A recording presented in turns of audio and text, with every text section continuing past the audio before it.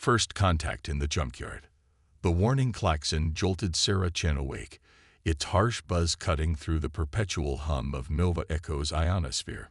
She was on her feet before her eyes fully opened, muscle memory from years of frontier life taking over. The salvage yard security system rarely activated without good reason. "Display perimeter alerts," she commanded, voice rough from sleep. The workshop's holographic interface flickered to life, casting her small living quarters in an eerie blue glow. A massive heat signature was descending through the upper atmosphere, its trajectory suggesting an uncontrolled entry. Sarah grabbed her environment suit and emergency kit. Whatever was coming down, it would either be valuable salvage or serious trouble.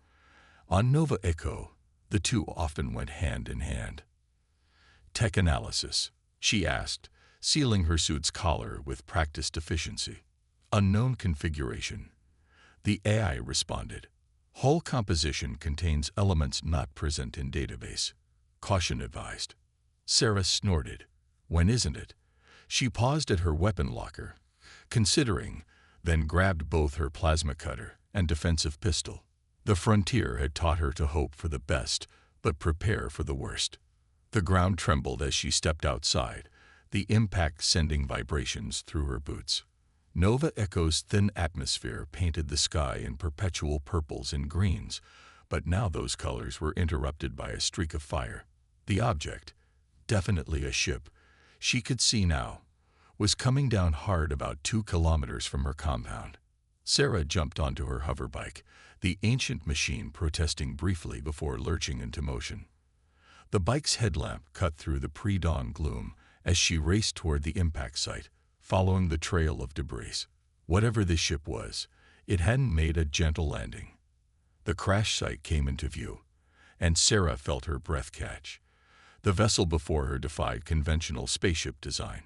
Its hull seemed to pulse with a faint inner light, the metal, if it was metal, flowing in organic curves that reminded her more of sea creatures than spacecraft. Despite the crash, there was remarkably little damage visible on its surface. "Well," she muttered, "that's different." Her suit's sensors detected no immediate radiation hazards, so she approached cautiously. The ship was roughly the size of a medium transport, but its configuration was like nothing she'd ever seen in her 15 years of salvage work. As she drew closer, she could have sworn she heard singing, a low, haunting melody that seemed to emanate from the hull itself. A section of the hull suddenly rippled and parted, forming an entrance. Sarah raised her pistol instinctively, but nothing emerged. Instead, the singing grew louder, taking on an urgent quality that tugged at something deep in her chest. "I must be losing my mind," she muttered, but found herself walking toward the opening anyway. Her salvage scanner showed no signs of life, yet every instinct screamed that something was very much alive in there. The interior was even stranger than the exterior. The corridors seemed to breathe, walls pulsing with bioluminescent patterns that responded to her presence. The singing led her deeper into the ship, toward what she assumed was the bridge or control center. She found the first body there, or what remained of it. The creature was humanoid but clearly alien, its crystalline skin already crumbling to dust. Sarah had seen enough death to recognize the signs. Whatever it was, it had been dead for some time. A low growl froze her in place. Slowly, Sarah turned toward the sound. In the shadows of what appeared to be a medical bay, 2 eyes gleamed, electric blue and decidedly predatory. As the creature stepped into the light, Sarah felt her reality tilt sideways. It was unmistakably a wolf in basic form, but like the ship, it defied conventional design. Cybernetic enhancements merged seamlessly with fur that shifted colors like oil on water. Its movements were too precise, too deliberate to be purely animal. And its eyes held intelligence that made Sarah's skin prickle. "Okay," she said softly, keeping her weapon lowered but ready. "I'm guessing you're not exactly a standard ship's pet." The wolf's head tilted, considering her.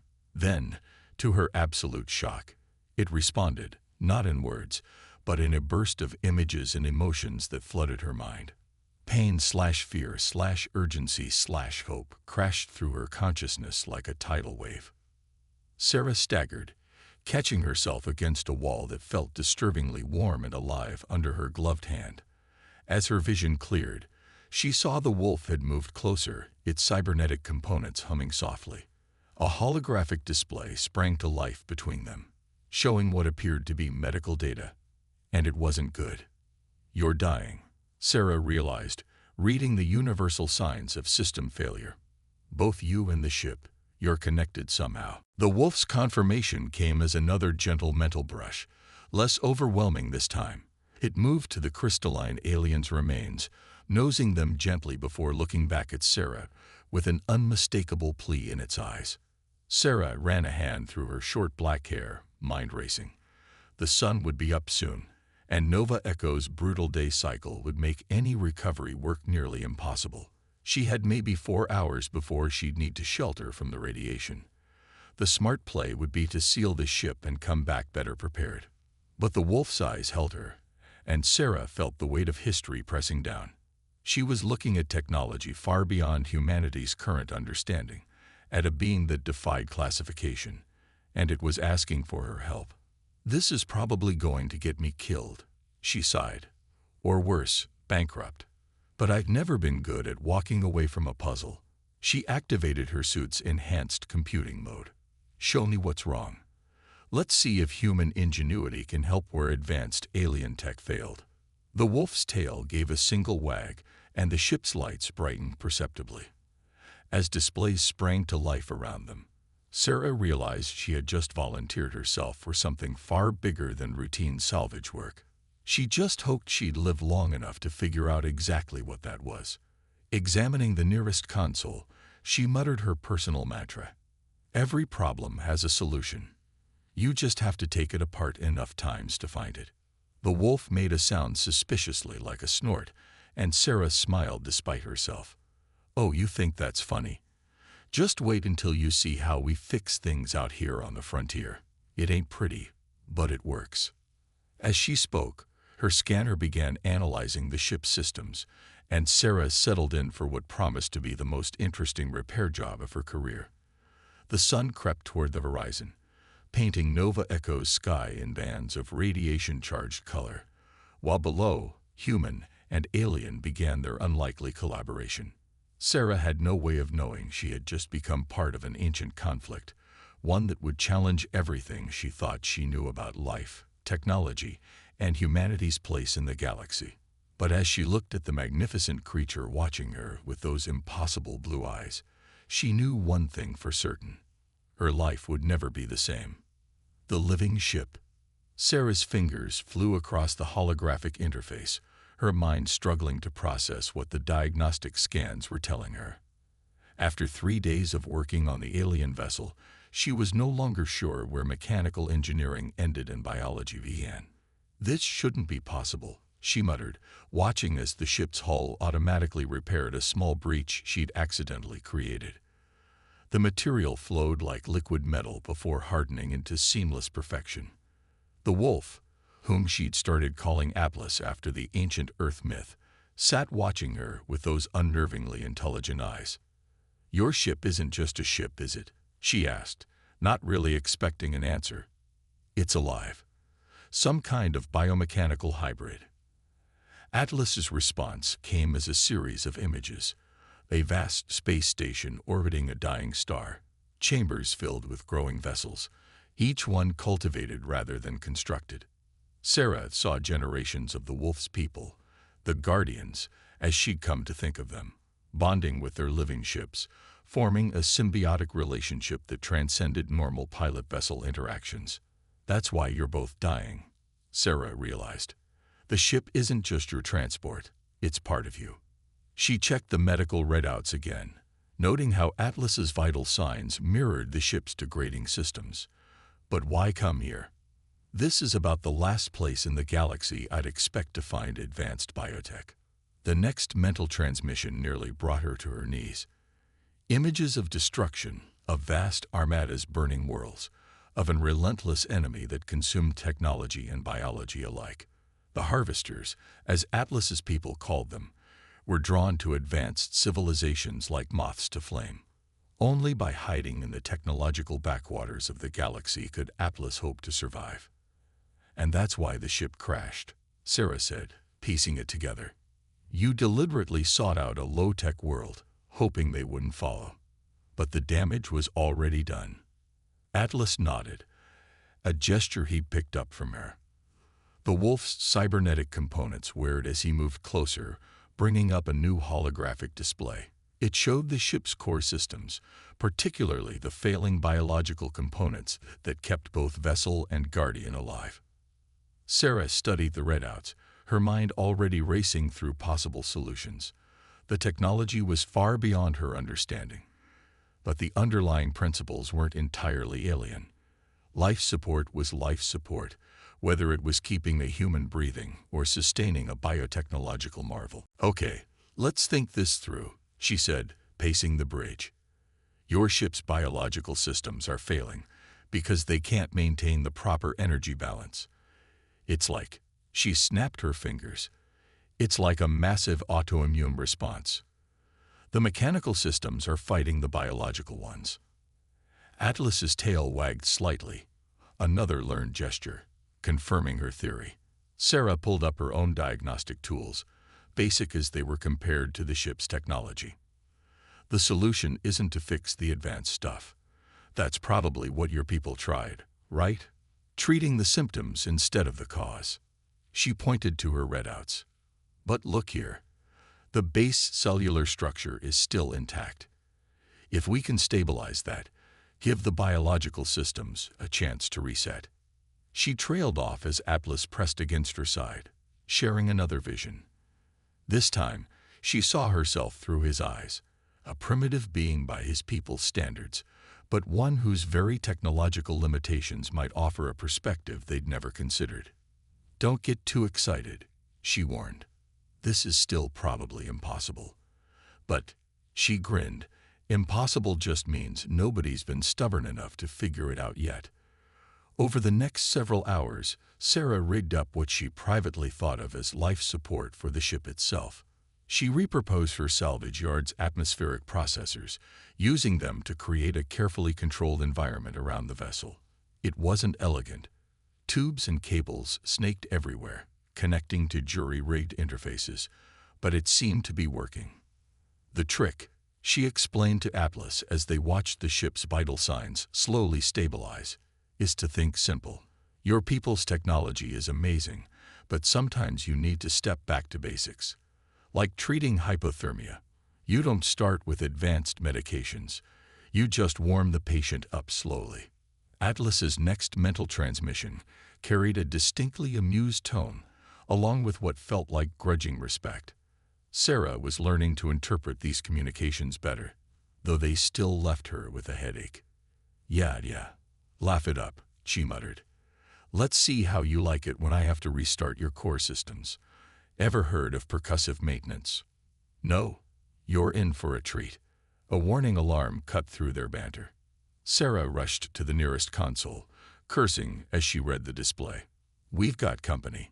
Something just entered the system, and I'm betting they're not here for the scenery. Atlas's hackles raised, a low growl emanating from deep in his chest. The ship's internal lights dimmed, as if trying to hide. How close are we to having you operational? Sarah asked, already knowing the answer. The biological systems were stabilizing, but the ship was nowhere near ready for spaceflight. They needed at least another week, assuming her crazy plan even worked. The Wolf's response was grim. Images of the approaching vessel, its design marking it as belonging to the harvesters. They had maybe 2 days before it reached Nova Echo. Sarah checked her weapons automatically, though she knew they'd be useless against the kind of technology chasing Atlas. Well, she said with forced cheerfulness, I always worked better under pressure anyway. She turned to the Wolf, her expression serious. I promise to help you, and I will. But you need to tell me everything now. No more pieces of the puzzle. What exactly are we up against, and what makes you so important that they'd follow you all the way out here? Atlas's eyes met hers, and Sarah braced herself for the full story. As the mental images began to flow, she realized that saving the wolf and his ship was only the beginning. The real challenge would be keeping them all alive long enough to finish the job. The salvage yard's automated defenses hummed to life, pitifully inadequate against what was coming. But Sarah had spent her life turning junk into treasure, finding value in what others discarded. Maybe, just maybe, that skill would be enough to save not just Atlas, but everything she'd built here on the frontier. Looking at her mysterious companion, Sarah managed to smile. "Well, partner, looks like we're about to find out just how good human ingenuity really is." Hunter and hunted. The harvester ship descended through Nova Echo's atmosphere like a blade cutting through silk, its angular form a stark contrast to the organic curves of Atlas's vessel.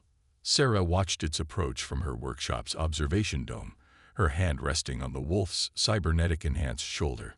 "They're not even trying to hide," she muttered, watching the ship's deliberate approach pattern. "They want us to see them coming." Atlas's mental images confirmed her suspicion. The harvesters weren't just hunters, they were collectors, supremely confident in their technological superiority. They wanted their prey to know the end was coming. "Well," Sarah said, checking her jury-rigged defense systems one last time, "confidence is good.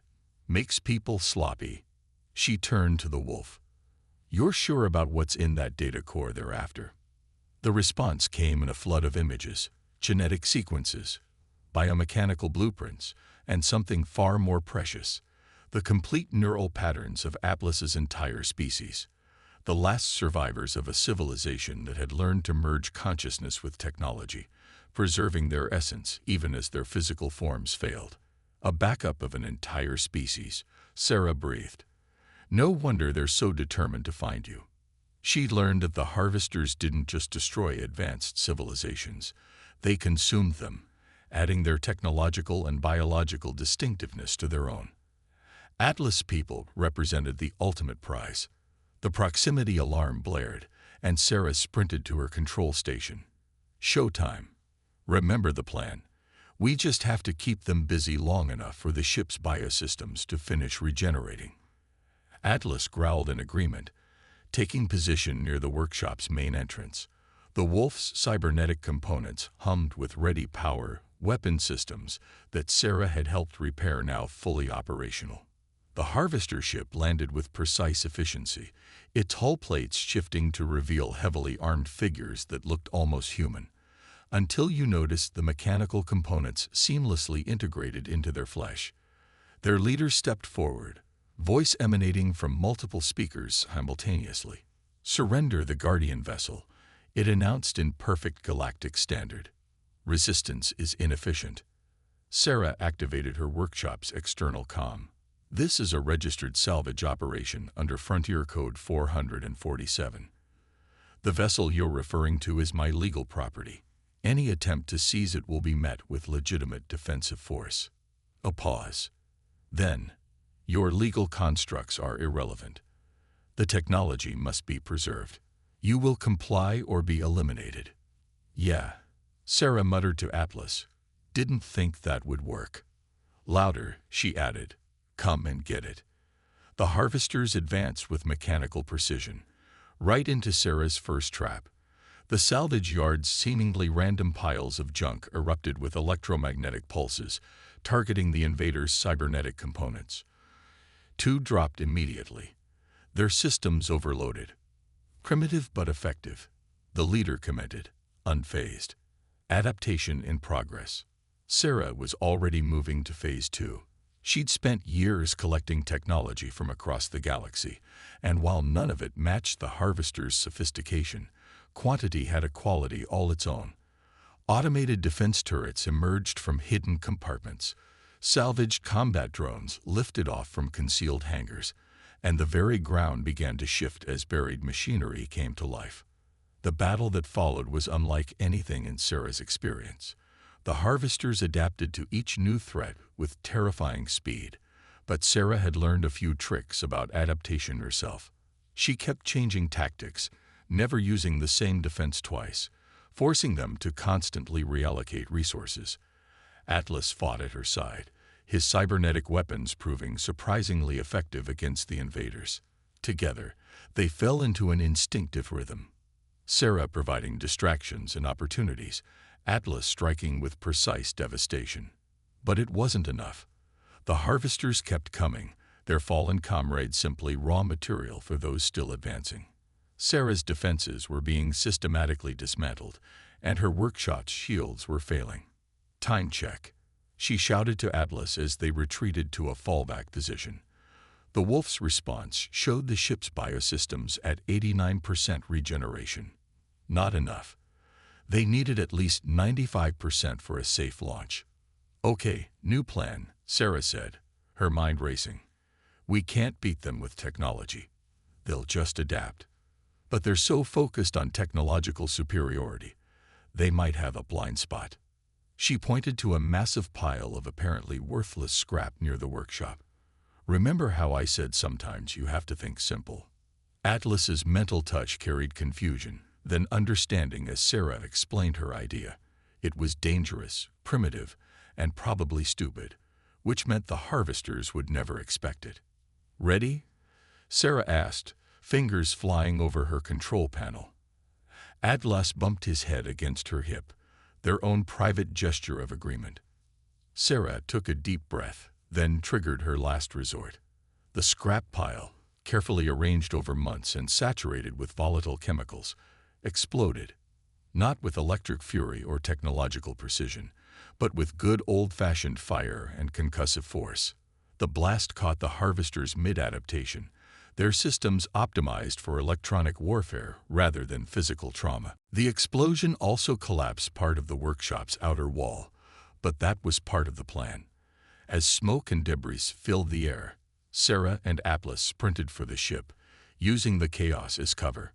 Sometimes, Sarah gasped as they ran, the best solution isn't the most advanced one. They reached the ship's entry point, just as the harvester leader emerged from the smoke, its form now more machine than flesh. "You cannot escape," it stated. "The Guardian's knowledge will be preserved within us." Sarah smiled grimly. "Preserved, maybe, but not by you." She turned to Atlas. "Now." The Wolf's cybernetic systems interfaced with the ship, and suddenly the very ground beneath the harvesters began to liquefy. Sarah had spent the last 2 days secretly pumping experimental terraforming compounds under her yard, waiting for just this moment. The harvesters' superior technology meant nothing as the Earth itself swallowed them, their adaptive systems unable to cope with the sheer physical reality of their predicament. Their leader reached for them with an almost organic desperation before disappearing beneath the surface. "That'll hold them for a while," Sarah said, hustling Atlas into the ship. "But we need to move. Their main vessel is still up there, and I really don't want to see what other tricks they have." As they raced to the bridge, Sarah glanced at the biosystem readouts. 92%. Not ideal, but it would have to do. She strapped herself into the neural interface chair she jerry-rigged to work with human physiology. "I still think this is crazy," she told Atlas as the Wolf took his position in the central control nexus. "But crazy seems to be working for us so far." The ship hummed to life around them, its living systems recognizing them both now as its pilots. Through the viewport, Sarah could see the harvester vessel turning toward them, weapon systems charging. "Ready to show them what this hybrid of yours can really do?" she asked. Atlas's answering roar echoed through both the ship and her mind as they prepared for launch. The real test of their unlikely partnership was about to begin, and the fate of not just one species, but potentially many, hung in the balance. Sarah grinned fiercely as she gripped the controls. "Let's make some history." Breaking through. The living ship screamed into Nova Echo's upper atmosphere, its hull rippling with bioluminescent patterns as it fought against gravity. Sarah's hands danced across the neural interface controls, her mind partially merged with the ship's organic systems through the jury-rigged connection she'd built. "Status," she gasped, feeling the strain of maintaining the mental link. Atlas' response flowed through their shared consciousness. The ship's biosystems were holding at 93%, but the stress of their premature launch was taking its toll. The harvester vessel loomed above them, its angular form blocking out the stars. Energy readings spiked as it charged its main weapons array. "They're not trying to disable us anymore," Sarah noted, executing a desperate evasive maneuver. "They've decided if they can't have your data core, no one will." The first shot missed them by meters, superheating the atmosphere around their ship. The living vessel shuddered, its organic systems reacting to the near miss with something approaching pain. Sarah felt it through their connection, gritting her teeth against the shared sensation. "We need to get past their firing arc," she muttered, studying the tactical display. But they'd got us pinned against the atmosphere. A warning light flashed. Their pursuers were deploying some kind of energy net, trying to trap them in Nova Echo's gravity well. Atlas suddenly pushed a series of images into her mind. The ship's biological weapons systems, dormant until now to preserve energy. They were designed to work in concert with the Guardian's own neural patterns, but with their jerry-rigged interface. "That's insane," Sarah protested, understanding the Wolf's plan. "The mental load could fry both our brains, and even if it doesn't, we'd be running the ship at 200% capacity. The biological systems might not survive." Atlas's response was simple but profound. An image of his people's last stand against the harvesters, of countless worlds already lost. Sometimes survival required sacrifice. "All right," Sarah said, taking a deep breath. "But we do this smart. I didn't spend 3 days saving this ship just to burn it out now." Her fingers flew across the console, rerouting power and adjusting neural pathways. "We'll have one shot at this. Make it count." She closed her eyes, allowing her consciousness to sink deeper into the ship's systems. The sensation was overwhelming, like trying to direct a river with her bare hands.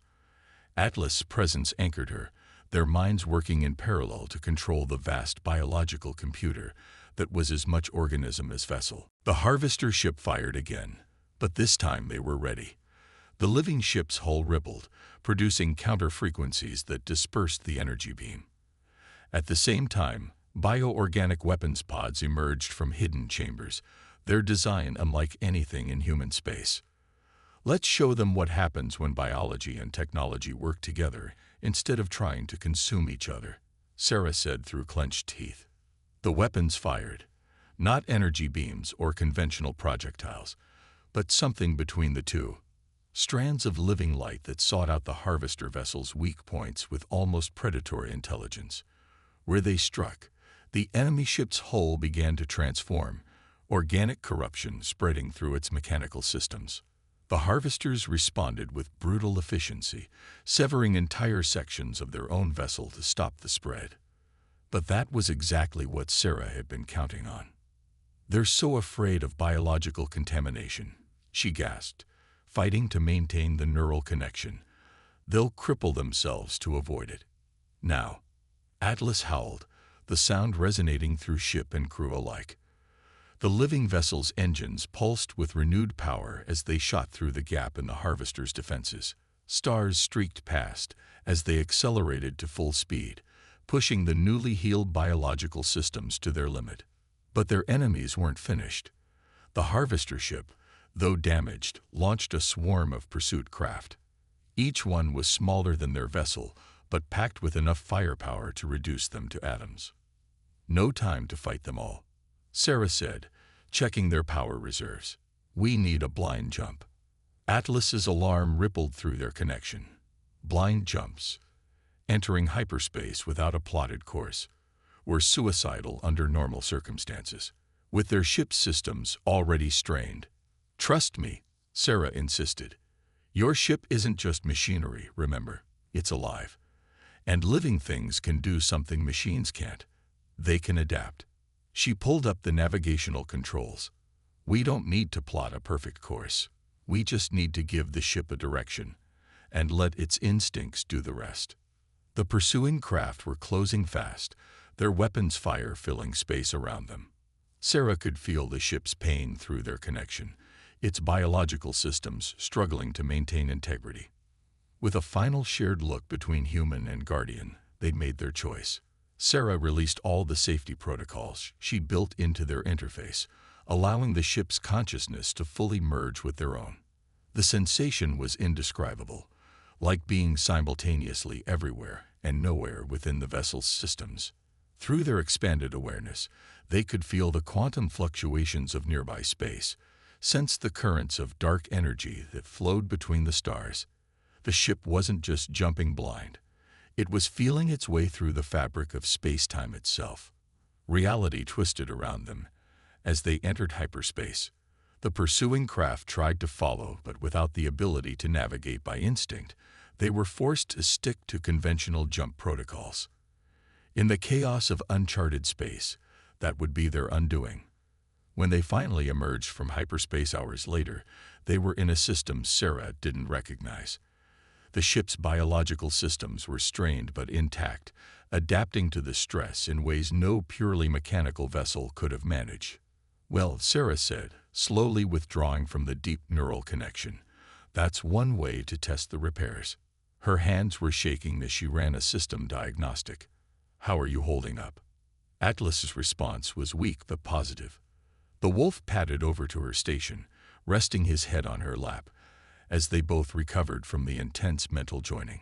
Through their lingering connection, he shared something new, not just gratitude, but recognition. In proving that humans could work in true harmony with biological technology, Sarah had demonstrated exactly why his people's legacy needed to be preserved. "Don't get sentimental on me now," she muttered, scratching behind his ears. "We're not out of this yet. The harvesters will be adapting to our tactics, planning their next move." She pulled up a star chart, trying to get their bearings. "We need to find somewhere safe to complete your mission. Somewhere we can make sure your people's knowledge survives." Atlas lifted his head, sharing one final image. A hidden sanctuary, built by his people in their final days. A place where organic and mechanical technology could exist in balance, waiting for species worthy of inheriting their legacy. Sarah smiled, understanding at last the true scope of what they'd stumbled into.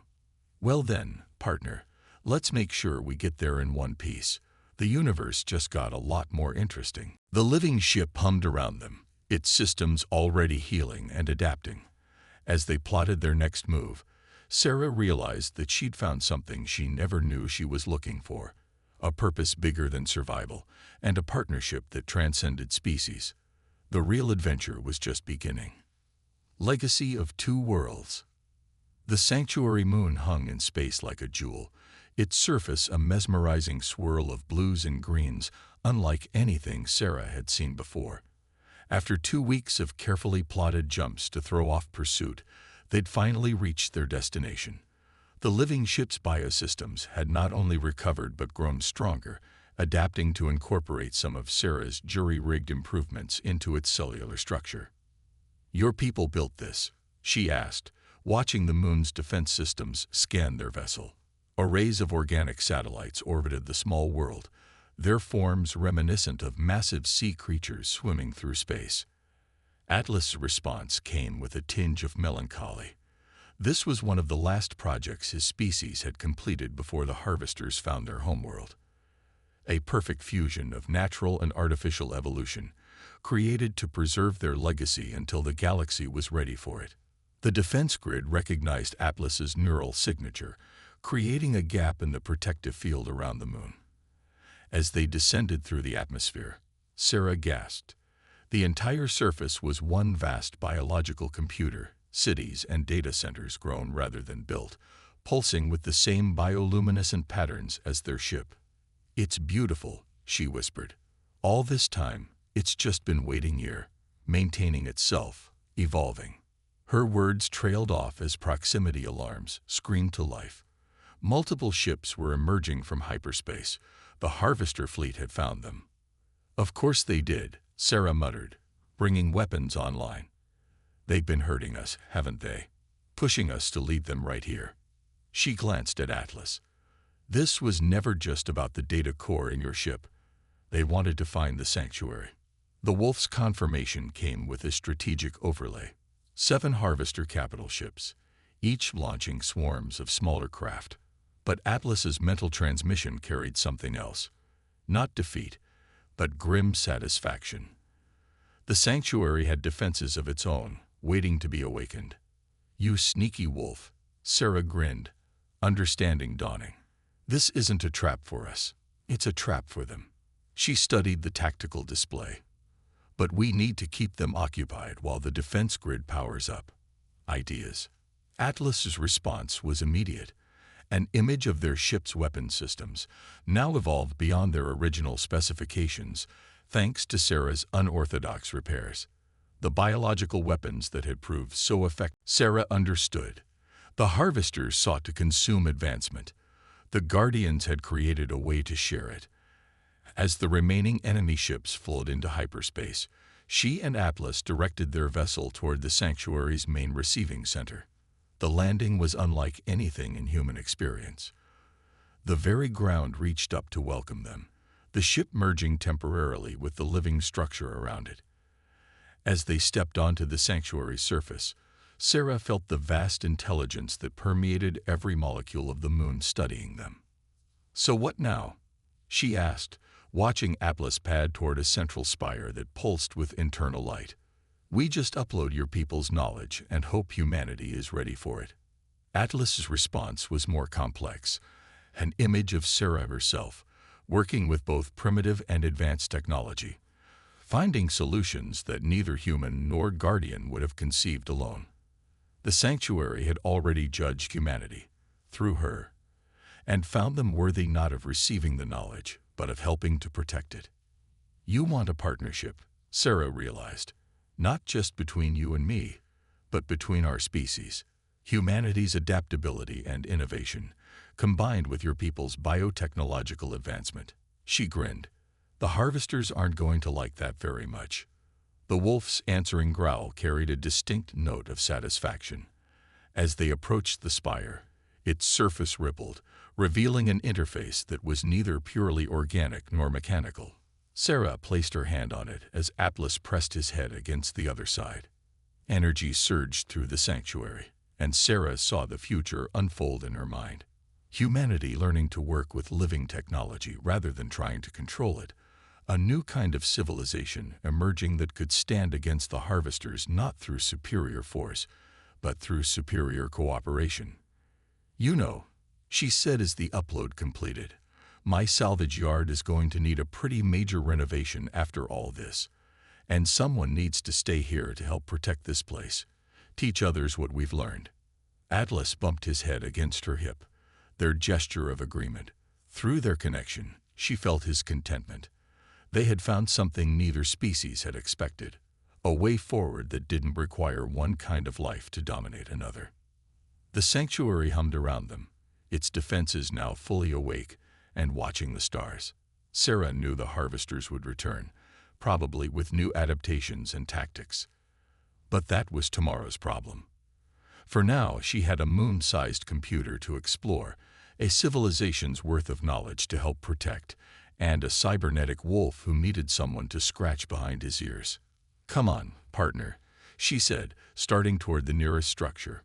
"We've got work to do." As they walked across the living surface of humanity's new frontier, Sarah reflected that some boundaries weren't meant to be broken, but rather dissolved. The line between organic and mechanical, between human and alien, between past and future, all of them were more fluid than anyone had imagined. And in that fluidity lay hope for all species who sought to grow rather than simply consume. The sanctuary's lights pulsed in harmony with their steps, welcoming its new guardians home.